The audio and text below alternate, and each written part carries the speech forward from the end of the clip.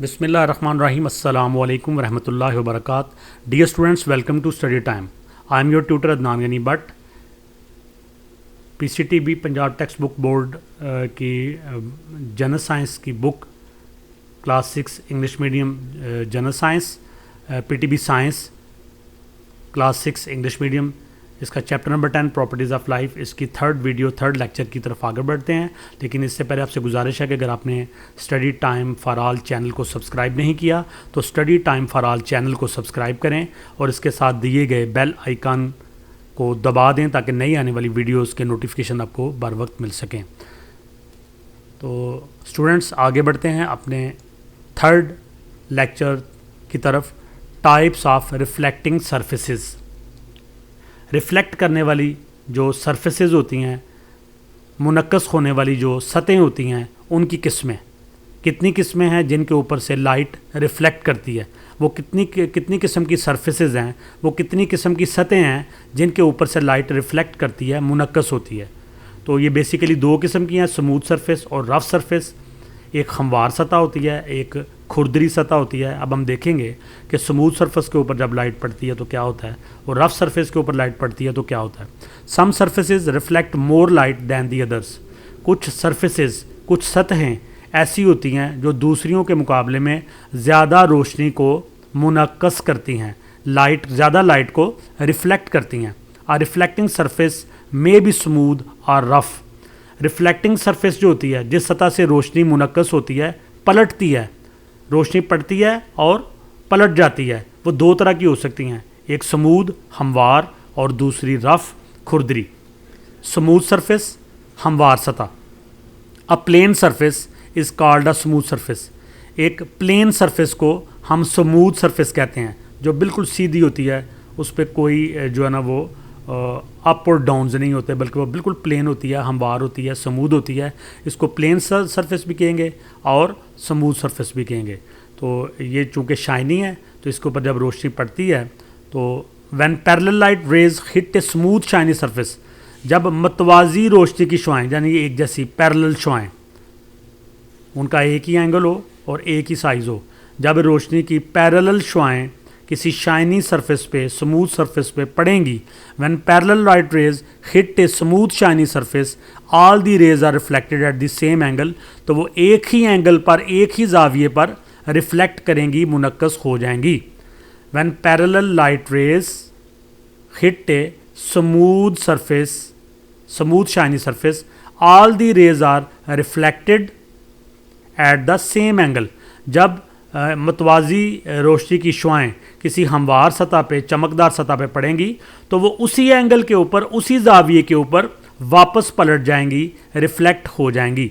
It is called regular reflection of light. इसको light का regular reflection कहते हैं या इसको रोशनी का बाकायदा इनकास कहते हैं। रफ सरफेस, खुरदरी सतह। तो ये आप देखेंगे खुरदरी सतह दिखाई गई है, ऊंची नीची गड़े पड़े हुए इसमें।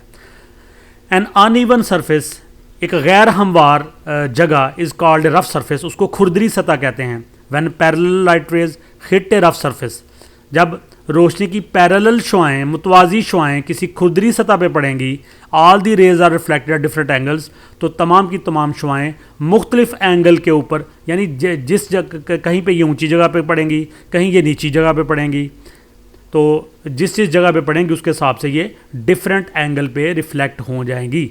तो जब भी खुरदरी सतह पे पैरेलल शुआएँ पड़ेंगी, पैरेलल रेज जो है ना इसके ऊपर आके गिरेंगी, तो वो डिफरेंट एंगल के ऊपर रिफ्लेक्ट होंगी। It is called diffused reflection of light. इसको रोशनी का डिफ्यूज्ड रिफ्लेक्शन कहते हैं।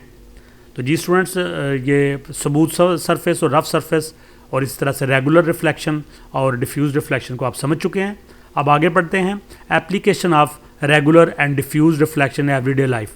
हम रोज़मर्रा ज़िंदगी में ये जो रेगुलर रिफ्लेक्शन होता है और डिफ्यूज रिफ्लेक्शन, इसकी एप्लीकेशंस देखते हैं, यानी हमारी ज़िंदगी में भी इसका इस्तेमाल हमें सामना होता है। तो वो कहाँ कहाँ होता है वो हम देखेंगे। Regular and diffuse reflections of light have many applications in our everyday life. Regular और डिफ्यूज़ जो रिफ्लेक्शन होते हैं लाइट के, रोशनी के, ये हमारी रोज़मर्रा की ज़िंदगी में बहुत सारी जगहों पे हम अप्लाई होते हुए इनको देखते हैं। Due to regular reflection of light we look our image in the plane mirror. Plane mirror जो आईना होता है उसमें जो हम अपना इमेज देखते हैं तो ये रेगुलर रिफ्लेक्शन की वजह से होता है।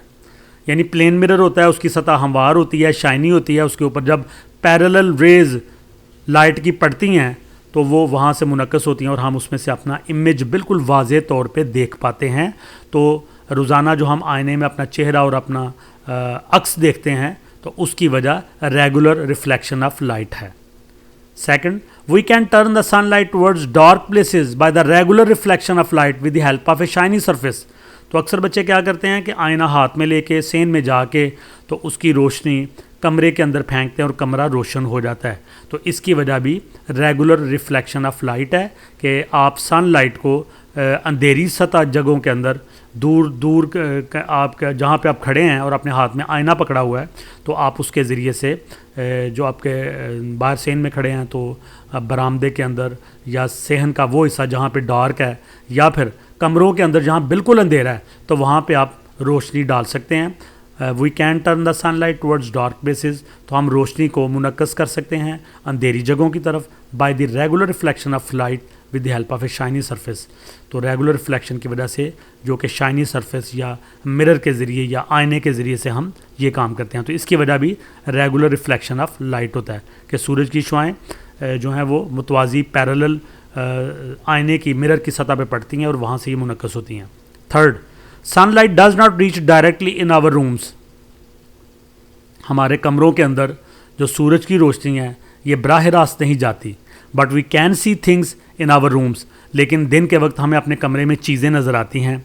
This is because of diffuse reflection of light, और ये डिफ्यूज रिफ्लेक्शन ऑफ लाइट की वजह से होता है। The light scatters in different directions when it shines on dust particles. तो सूरज की रोशनी घर से बाहर सेहन में या सड़क के ऊपर या गली में जब पड़ रही होती है तो वहाँ पे डस्ट पार्टिकल होते हैं। तो डस्ट पार्टिकल के ऊपर जब ये मुख्तलिफ एंगल से रोशनी पड़ती है तो ये टकरा के इर्द गिर्द के घरों की खिड़कियों की तरफ या घरों की तरफ या सेहन की तरफ उनकी लाइट जाती है। तो हालांकि सूरज की रोशनी डायरेक्ट ऐसी जगहों पे नहीं पड़ रही होती, लेकिन सूरज की रोशनी बाहर जो पड़ रही होती है उसकी मुख्तलिफ़ किस्म की रेज़ डिफ्यूज़ रिफ्लेक्शन की वजह से वो हमें अपने कमरों के अंदर या सेहन के अंदर या बरामदे के अंदर चीज़ें जो है वो या धुंधली या थोड़ी बहुत वाज़े दिखाई देती हैं।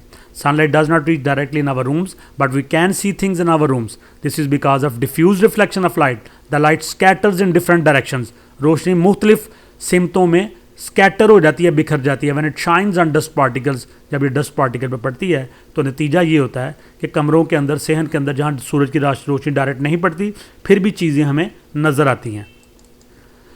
लास्ट पॉइंट इसका, we can see things just before the sunrise and just after the sunset. सूरज अभी नहीं निकला होता और हमें चीज़ें नज़र आ रही होती हैं। सूरज गुरूब हो चुका होता है, हमें चीज़ें फिर भी नज़र आ रही होती हैं। तो ये वो जो डिफ्यूज रिफ्लेक्शन ऑफ लाइट है जो कि दूर सूरज की रोशनी मुख्तलिफ़ चीज़ों पे पड़ के तो उसकी कुछ जो किरणें हैं वो हम तक पहुंचती हैं जिसकी वजह से हमें चीज़ें दिखाई देती हैं।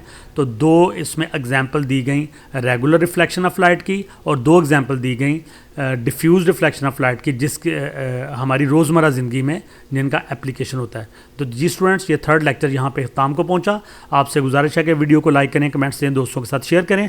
Study time for all channel को ज़रूर सब्सक्राइब करें और साथ बेल आइकन के बटन को दबा दें ताकि नई आने वाली वीडियोज़ की नोटिफिकेशन आपको बर वक्त मिल सकें। इंशाल्लाह नेक्स्ट वीडियो में आपसे मुलाकात होगी, तब तक के लिए अल्लाह हाफिज़।